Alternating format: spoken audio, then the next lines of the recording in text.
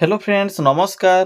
तो फ्रेंड्स देखंतु समग्र शिक्षा अभियान तरफ निज गाँ स्कूल गुड़िक आसी एक बहुत बड़ निजुक्ति। एथिरे उभय teaching and non teaching post vacancy खाली रोचे। जदि सिलेक्शन पाइबे तो निज जिला भितर पोस्टिंग पाई परिबे।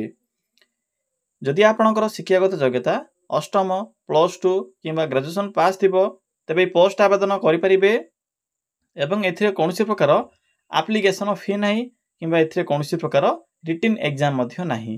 केवल आपणकर स्कोर एवं यह सहित इंटरव्यू स्कोर अनुसार सिलेक्शन करा जिवो। जदि भी सिलेक्शन पाउछंती तो मैक्सिमम आपन केथिरे 33,100 पर्यंत स्टार्टिंग रे सैलरी मिल पारिबो, जहा कि एक बहुत भलो सैलरी रहिबो। पिला माने किपरि आपण माने आवेदन करिवे, आवेदन करिवार फुल प्रोसेस टी मो आपनको ए वीडियो माध्यम रे जणाइबी। जदि आपण माने आवेदन करिवा पई इंटरेस्ट रखुछंती तेबे वीडियोटी को शेष पर्यंत देखि नेबे। चलंतु प्रथमे आलोचना करि नेबा जे कोन रहिछि एहर ऑफिशियल नोटिफिकेशन टी।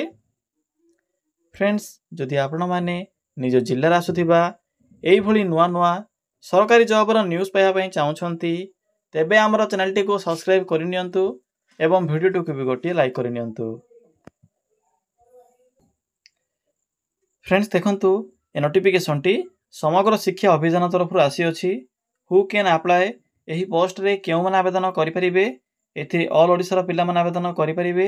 आम ओडिसा रो सबु जिल्ला रो पिला माने एही पोस्ट आवेदन करि परिबे।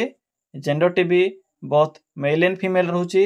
उभय पुरुष और महिला प्रार्थी माने भी एही पोस्ट आवेदन करि परिबे। जदि हमें जॉब टाइप कथा कहिबा तबे यहा गवर्नमेंट जॉब रहिबो, सरकारी चाकरी रहिबो, निज गाँ स्कूल रे पोस्टिंग रहिबो। देखंतु एथिरे डिफरेंट टाइप रो पोस्ट रहउची। Both teaching and non teaching post में वैकेंसी खाली रहउची। जेपरि के एथिरे सुपरिटेंडेंट या सहित अकाउंटेंट, हेल्पर या सहित आपनकर गोटे पोस्ट मिसिंग अछि सीआरसी कोऑर्डिनेटर। या सहित डिफरेंट टाइप रो टीचिंग पोस्ट। एही टीचिंग पोस्ट रे बीएड मैंडेटरी नाही नथिले भी आवेदन करि परिबे। केवल आर्ट क्राफ्ट एवं म्यूजिक रो नॉलेज थिले भी आवेदन करि परिबे। देखंतु पिला माने क्वालिफिकेशन कोन रहउची 8th +2 किंबा +3 पास करथिले आवेदन करि परिबे। मिनिमम जदि 8th किंबा 10th पास करथिबे तबे आपण माने एथिरे हेल्पर पोस्ट में आवेदन करि परिबे। बाकी +2 पास पिला माने सीआरसी कोऑर्डिनेटर आवेदन करि परिबे एवं +3 पास पिला माने एवं पीजी पास पिला माने एथिरे सुपरिटेंडेंट पोस्ट आवेदन करि परिबे। या सहित अकाउंटेंट पोस्ट आवेदन करि परिबे। पिला माने या सहित ओडिया भाषा रो प्रॉपर नॉलेज आवश्यक पड़िबो। तो जदि आपनक पाखरे एई सब शिक्षागत योग्यता थिबो तेबे ही समग्र शिक्षा अभियान अंडर आसीथिबा वैकेंसी गुडी करे अप्लाई करि परिबे। देखंतु एप्लिकेशन फी कोन रहइबो। एथिरे तो नो फी रहउची। आपनक एथिरे कोनोसी प्रकार एप्लिकेशन फी पेमेंट करिबार आवश्यक नाही। जनरल ओबीसी एससी एसटी सबु कास्ट रो बा सबु कैटेगरी रो पिला मानक पई free of cost apply process रहिबो। समस्त एथिरे फ्री रे आवेदन करि परिबे। एहा पर आसुची एज लिमिट। फ्रेंड्स एथिरे आवेदन करिबा पई मिनिमम एज रहउची 18 वर्ष, मैक्सिमम रहउची 45 वर्ष। जदि आपनकु 18 वर्ष बयस हो जाउथिबो तेबे ई पोस्ट आवेदन करि परिबे। बाकी जो कास्ट रहउची ओबीसी एससी एसटी पीडब्ल्यूडी एही कास्ट रो पिला माने भी एज रे अतिरिक्त सुविधा पाई परिबे बा एज रिलैक्सेशन पाई परिबे। नेक्स्ट आसुची सिलेक्शन प्रोसेस। तो देखंतु कोन सब सिलेक्शन प्रोसेस रहिबो। एथिरे तो मार्क बेसिस रहउची, नो एग्जाम रहिबो। आपनको एथिरे कोनोसी प्रकार एग्जाम देबार आवश्यक नाही। केवल आपनकर कैरियर मार्क अनुसार सिलेक्शन करा जिवो। पिला माने जदि आपन टीचर पोस्ट आवेदन करूछंती तो टीचर पोस्ट में इंटरव्यू रहिबो बा आपनकर टीचिंग स्किल रो टेस्ट रहिबो। एहा परे डॉक्यूमेंट वेरिफिकेशन रहिबो। तो फ्रेंड्स एही प्रोसेस द्वारा आपण माने एथिरे सिलेक्शन टी पाई परिबे। देखंतु नेक्स्ट होची इंपोर्टेंट डॉक्यूमेंट। जदि आपण माने आवेदन करिवे आवेदन करिबा पूर्वरु थोरुटे चेक करि नियंतु जे एथिरे कोन सब मिनिमम डॉक्यूमेंट मेंशन अछि। ऑल क्वालिफिकेशन रो सर्टिफिकेट जेपरि कि 8th 10th +2 सर्टिफिकेट या से तो passport size photo, caste certificate. जदि आपनकर कास्ट एससी एसटी किंबा पीडब्ल्यूडी कैटेगरी होइतिबो तेबे कास्ट सर्टिफिकेट आवश्यक पड़िबो। बाकी आईडी प्रूफ रे आधार कार्ड किंबा पैन कार्ड हो वोटर कार्ड हो जे कोनोसी भी गोटी आईडी प्रूफ।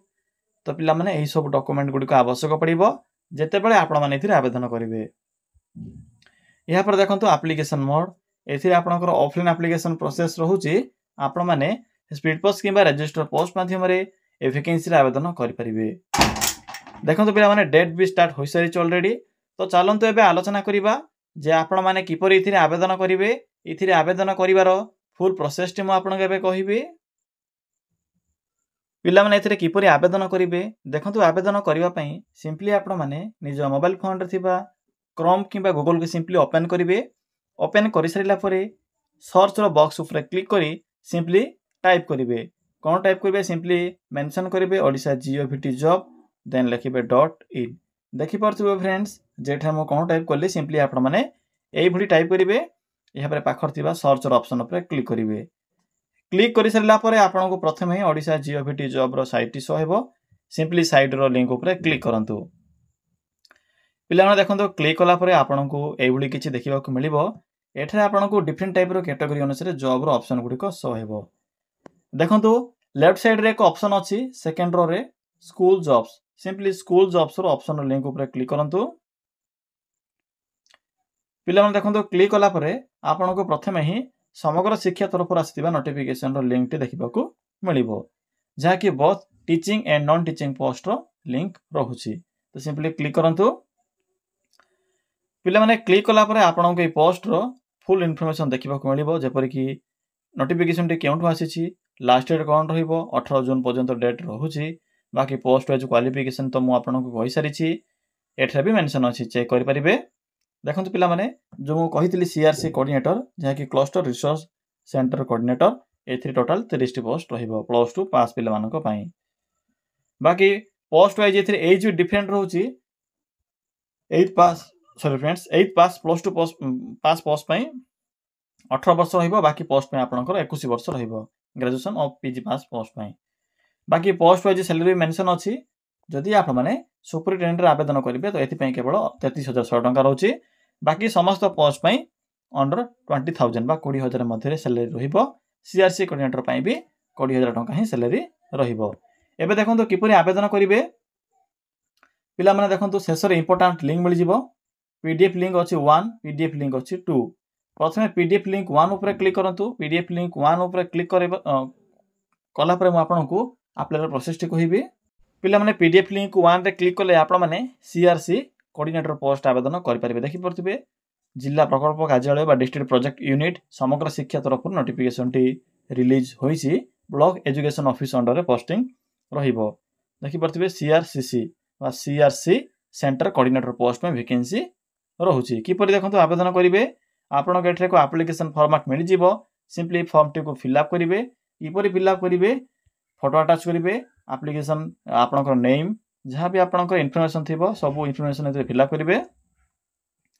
जदि आप माने प्रेजेंटली कोनोसी स्कूल किबा जदि कोनोसी गेस्ट लेक्चर किबा टेम्पररी भाबर जदि कोनोसी स्कूल जदि अछंती टीचिंग नॉलेज आप माने जदि प्रोवाइड करूछंती तो से विषय मेंशन करि परिबे। या पर आपन को इन्फॉर्मेशन फिल अप करिवे। क्वालिफिकेशन सब फिल अप कला परे डिक्लेरेशन सर्टिफिकेट को फिल अप करिवे। यहाँ पर देखंतु एथरे मेंशन अछि एको एड्रेस। सिंपली एही एड्रेस रे 18/6/2025 पूर्व फॉर्म टी को पठाइबे। पिला माने एही पोस्ट टोटल 30 टी वैकेंसी खाली रहउछि CRC कोऑर्डिनेटर रे। एबे सिंपली बैक आसंतु पिला माने बैक आसला पर आपन को PDF लिंक 2 सो हेबो। सिंपली लिंक 2 ऊपर क्लिक करंतु। पिला माने लिंक 2 ऊपर क्लिक कला पर आपन को सुपरिटेंडेंट हेल्पर एवं बाकी पोस्ट रो इन्फॉर्मेशन देखिबा को मिलिबो। देखि परथिबे सुपरिटेंडेंट एथि पय आपनकर मिनिमम मास्टर डिग्री आवश्यक पड़िबो। सैलरी 33,100 टंका रहउछि। बाकी अकाउंटेंट पय आपनकर PG पास रहउछि। हाउसकीपर पय अंडर मैट्रिक बा आपनकर 8th कि 10th पास करथिले आवेदन करि परिबे। बाकी टीचिंग पोस्ट पय ग्रेजुएशन पास रहिबो एवं टीचिंग रो नॉलेज आवश्यक पड़िबो। भला रे पढिबे एथि कोन सब मेंशन अछि। कोनसी प्रकार रिटन एग्जाम नाही केवल एथि जो चार्ट मेंशन अछि ए चार्ट रो वेटेज अनुसार आपन को सिलेक्शन करा जिवो। देखि परथमे मेंशन अछि वेटेज रो लिस्ट। डॉक्यूमेंट कोन सब आवश्यक पड़िबो से विषय मेंशन करा जायछि। एप्लीकेशन फॉर्म भी अछि।